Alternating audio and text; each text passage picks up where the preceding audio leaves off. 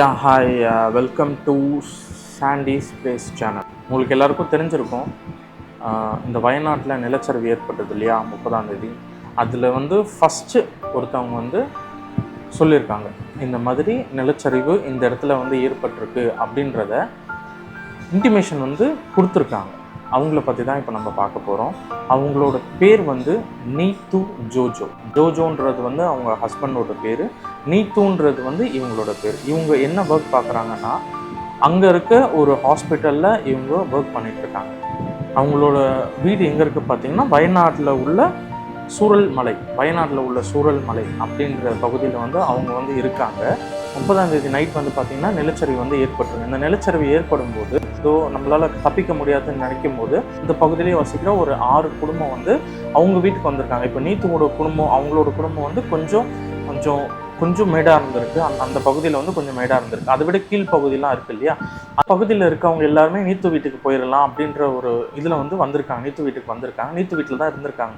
அப்போது நீத்து நம்ம தப்பிக்க முடியாதுன்றதை நினச்சி அவங்க என்ன பண்ணியிருக்காங்க அப்படின்னா, அவங்க வேலை செய்கிற இடத்துக்கு கால் பண்ணி பேசியிருக்காங்க. என்னென்னு பேசியிருக்காங்க அப்படின்னா, இந்த மாதிரி எங்கள் வீட்டுக்குள்ளே தண்ணி வந்துருச்சு, இந்த தண்ணியோடு சேர்த்து இந்த காரு, அப்புறம் நிறைய அந்த இரும்பு பொருட்கள்லாம் இருக்கும் இல்லையா, இப்போ நம்ம சுனாமிலாம் வந்ததுன்னா அந்த இரும்பு பொருட்கள்லாம் அடிச்சுக்கிட்டு வருது இல்லையா, அந்த மாதிரி அந்த தண்ணியோடு சேர்த்து எங்கள் வீட்டை இடித்து எங்கள் வீட்டுக்குள்ளே தண்ணி வந்துருச்சு அப்படின்றது இன்ஃபர்மேஷன் அங்கே கொடுத்துருக்காங்க. அவங்க என்ன பண்ணியிருக்காங்கன்னா, எல்லா விஷயத்தையும் அவங்க கேட்டுக்கிட்டு, ஓகே நாங்கள் இப்போவே அந்த ஆம்புலன்ஸ் இருந்தால் அனுப்பிச்சிடுறோம் அப்படின்னு சொல்லிட்டு ஆம்புலன்ஸும் ரெஸ்கியூ டீமும் அவங்க அனுப்பிச்சிருக்காங்க. அங்கேருந்து இங்கே அனுப்பிச்சிருக்காங்க, எங்கள் சூரல்மலை அப்படின்ற ஊருக்கு அனுப்பிச்சிருக்காங்க. அனுப்பும் போது அந்த நடுவுலேயே பார்த்தீங்கன்னா இன்னொரு நிலச்சரிவு ஏற்பட்டு அவங்க வரத்துக்கு கொஞ்சம் டைம் ஆகிடுது, கொஞ்சம் லேட் ஆகிடுது அவங்க வரத்துக்கு. என்னன்னு பார்த்தீங்கன்னா, அந்த ரெஸ்கியூ டீமும் போலீஸ் ப்ளஸ் ஆம்புலன்ஸ் வரத்துக்கு லேட் ஆகிடுது. அப்போ அவங்க என்ன பண்ணுறாங்க, லேட் ஆன உடனே இவங்க என்ன பண்ணுறாங்க, உள்ளுக்குள்ளேயே இருந்துக்கிட்டு நம்ம அந்த பக்கத்தில் இருக்க மலைக்கு போயிடலாம், அந்த மலைக்கு போயிட்டால் நம்ம தப்பிச்சிடலாம் அப்படின்னு சொல்லிட்டு அவங்க உள்ளுக்குள்ளேயே பிளான் பண்ணிட்டு இருக்கும்போது இன்னொரு நிலச்சரிவு 4 மணிக்கு, விடிய காலையில் 4 மணிக்கு இன்னொரு நிலச்சரிவு ஏற்படுது. எப்படி அப்படின்னா, இன்னொரு நிலச்சரிவு ஏற்பட்ட உடனே நீத்து நிலச்சரிவு ஏற்படும் போது அந்த குழிக்குள்ளே அவங்க போயிடுறாங்க. அந்த மண் அவங்களை போட்டு மூடிடுது. மூடின உடனே இங்கே இருக்க அவங்களோட ஹஸ்பண்ட் இருக்காங்க, அந்த 6 பேர் கூட இருந்தாங்க இல்லையா, அந்த 6 ஃபேமிலிஸ் இருக்காங்க.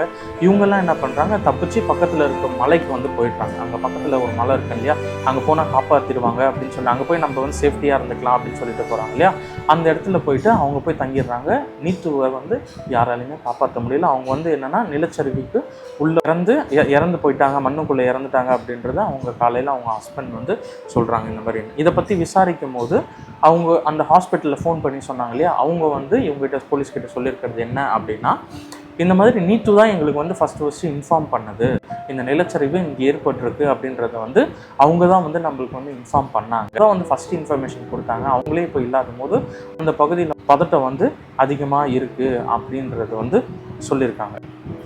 இதை பார்க்கும்போது நம்மளுக்கு என்ன அப்படி தோணுது அப்படின்னா, அவ்வளோ பெரிய விஷயம், 365 பேர் இறந்துருக்காங்க இது வரைக்கும். அங்கே அந்த கவர்மெண்ட்டே நம்ம கவர்மெண்ட் கிட்ட கொஞ்சம் ஹெல்ப் பண்ணுங்க அப்படின்ற மாதிரி கேட்டிருக்காங்க. கேரளாவோட முதலமைச்சர் நம்ம சிஎம் கிட்ட இந்த மாதிரி கேட்டிருக்காங்க.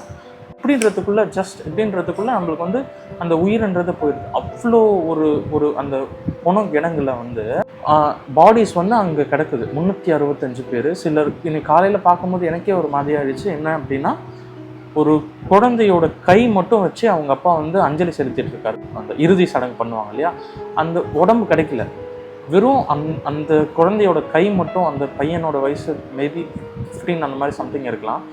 அந்த அந்த கையை வச்சுட்டு அவங்க அப்பா கண்ணீர் அஞ்சலி செலுத்தி அந்த கடைசியான சடங்கை செஞ்சிட்ருக்காரு. இப்படின்னு பார்க்கும்போது அங்கே இருக்கிறதுக்கு இடம் இல்லை, சாப்பாடு இல்லை, தங்குறதுக்கு அந்த மாதிரி நிலைமையில் அங்கே இருக்க மக்கள் இருந்துகிட்ருக்காங்க. இப்போ நம்ம எப்படி இருக்கோம் அப்படின்னா, நம்ம சின்ன சின்ன விஷயத்துக்கு எல்லாத்துக்கும் ரியாக்ட் பண்ணிட்டு இருக்கோம். இப்போது அங்கே இருக்க மக்கள் பார்த்திங்கன்னா, அவங்க யோசிச்சு கூட பார்த்துருக்க மாட்டாங்க நைட்டு நம்மளுக்கு இப்படி ஆகும் அப்படின்றது. நிறைய பேர் அந்த இடத்துல 365 பேர் நான் மறுநாள் காலையில் அவங்க வேலைக்கு போகணும் அப்படின்றத ப்ரிப்பேர் பண்ணி வச்சுருப்பாங்க. மறுநாள் நான் ஸ்கூலுக்கு போகணும் அப்படின்றத ப்ரிப்பேர் பண்ணி வச்சுருப்பாங்க. நான் காலேஜ் போகணுன்றது ப்ரிப்பேர் பண்ணி வச்சுருப்பாங்க. அப்போ அப்படி இருக்கும்போது நம்மளுக்கு அவங்க நினச்சே இருக்க மாட்டாங்க, நாளைக்கு நம்ம இருக்க மாட்டோம் அப்படின்றதே நினச்சிருக்க மாட்டாங்க.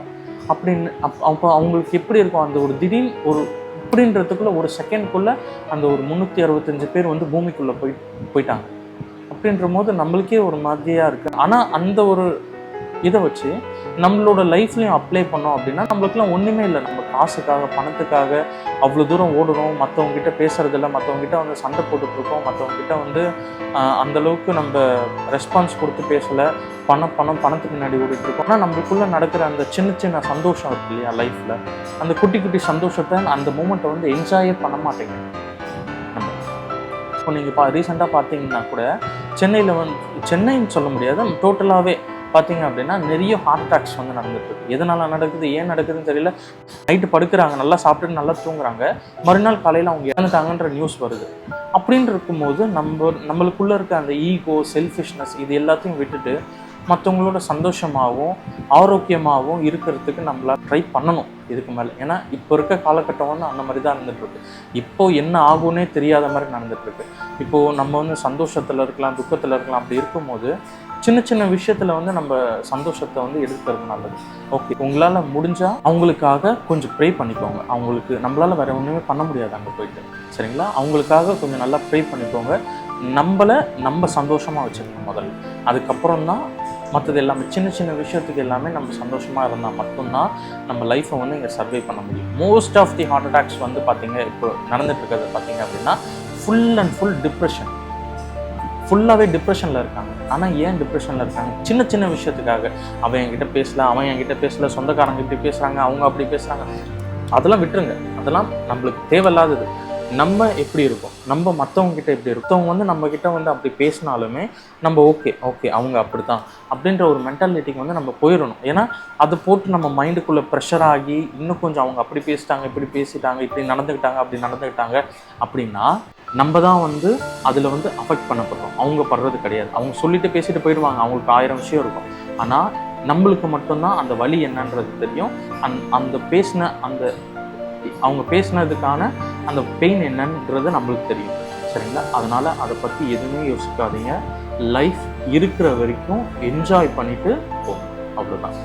ஓகே, இந்த வீடியோ உங்களுக்கு பிடிச்சதுனால லைக் பண்ணுங்கள், ஷேர் பண்ணுங்கள், சப்ஸ்கிரைப் பண்ணுங்கள்.